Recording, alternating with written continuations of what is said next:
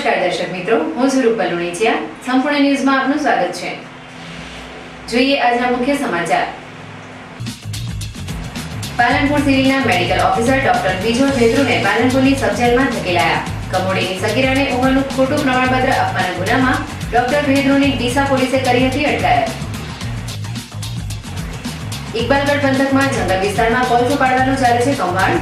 જિલ્લા કલેક્ટર જંગલને બચાવવા તપાસનો કરે આદેશ તેવી ઉઠી માંગ. જગવિખ્યાત ભાદરવીનો મેળો અંબાજીમાં તારીખ 3 થી 9 સપ્ટેમ્બર દરમિયાન યોજાશે.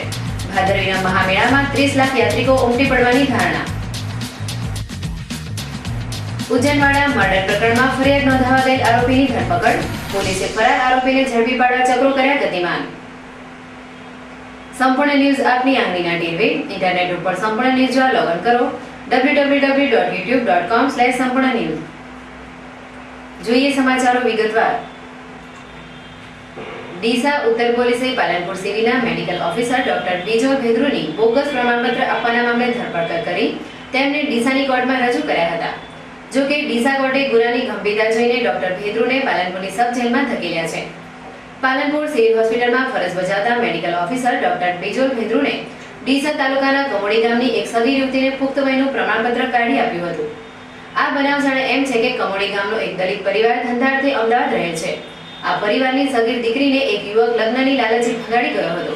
બાદમાં આ યુવકે પાલનપુર સિવિલમાં ડોક્ટર બીજોલ ભેદ્રુની પાસે સગીરા પુખ્ત વયની હોવાનું સર્ટી મેળવી લગ્ન કરી લીધા હતા અને આ લગ્નની નોંધણી ડીસા પાલિકા કચેરીમાં કરાવી હતી.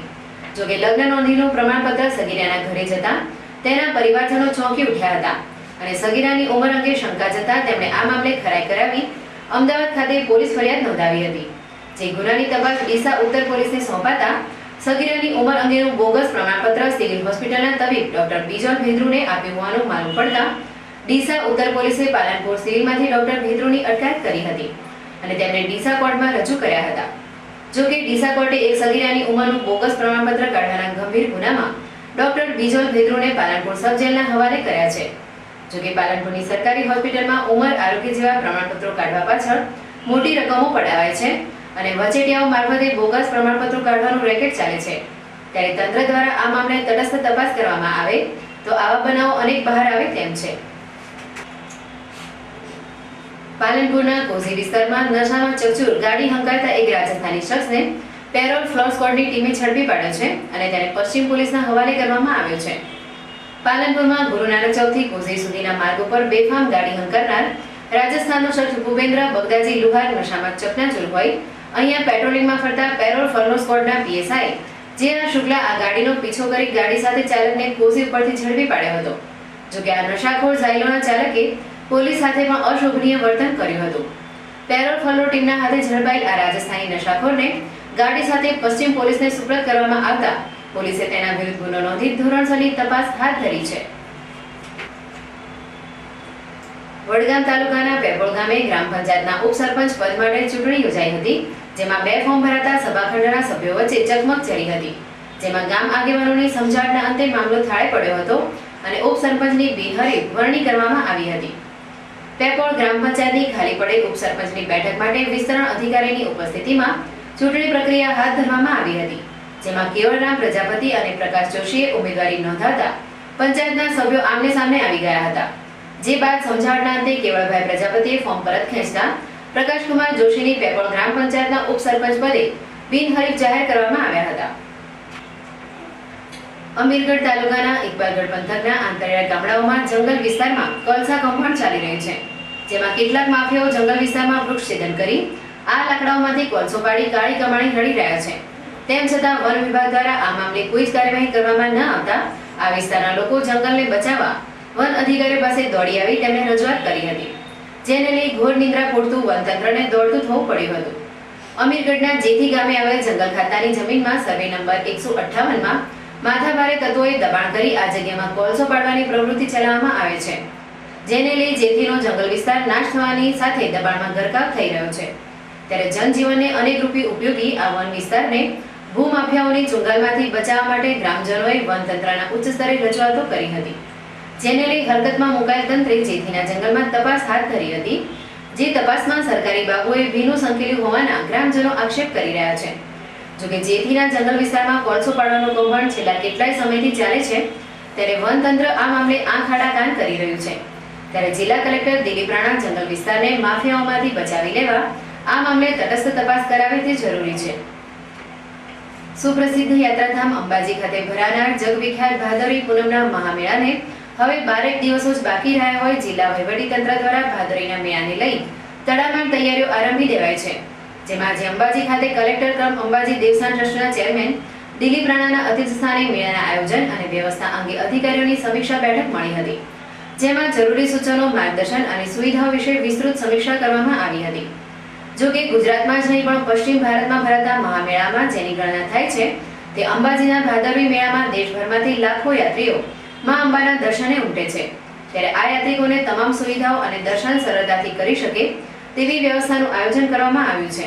અંબાજી મુકામે ભાદરવી પૂનમ મહામેળો તારીખ 3/9 થી 9/9/2014ના રોજ વચ્ચે યોજાનારો છે.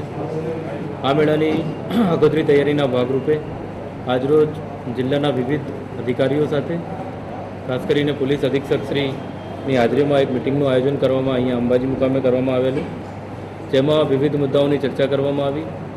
જેમાં અંબાજી આરાસુરી અંબાજી માતા ટ્રસ્ટ, એને લગતા મુદ્દાઓ, પાણી પુરવઠા, રોડ, રસ્તા, વીજળી, આરોગ્ય, એ બધા મુદ્દાની ચર્ચા અને યાત્રિકોને કઈ રીતે વધારેમાં વધારે ફેસિલિટી આ માટે પ્રોવાઈડ કરી શકાય એની ચર્ચા વિચારણા કરવામાં આવી, એનો એક્શન પ્લાન ઘડવામાં આવ્યો.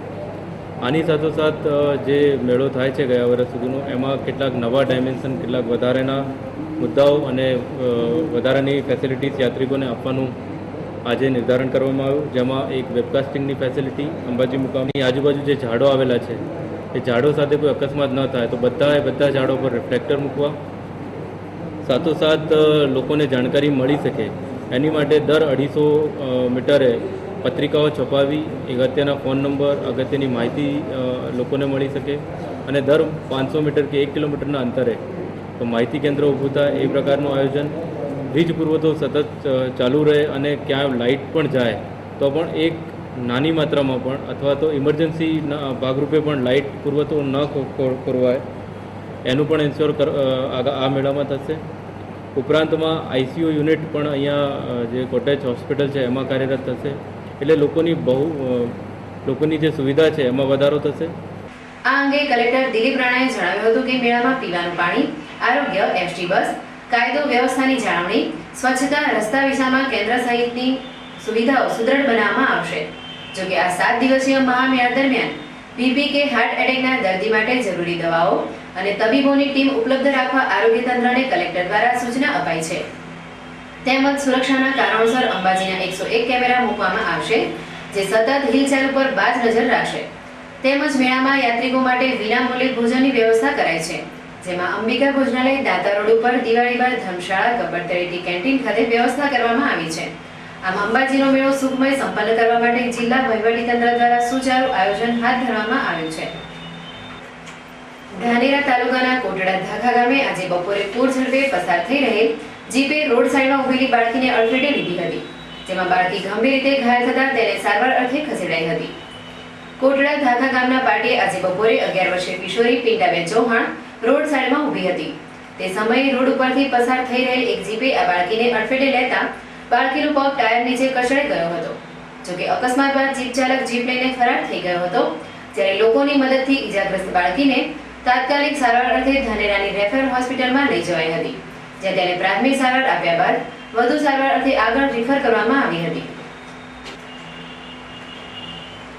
કાંકરેજ તાલુકાના ગોઠવા ગામ નજીક બાઇક સ્લીપ ખાતા ઈસરા ગામના એક 24 વર્ષીય યુવકનું મોત નીપજ્યું છે.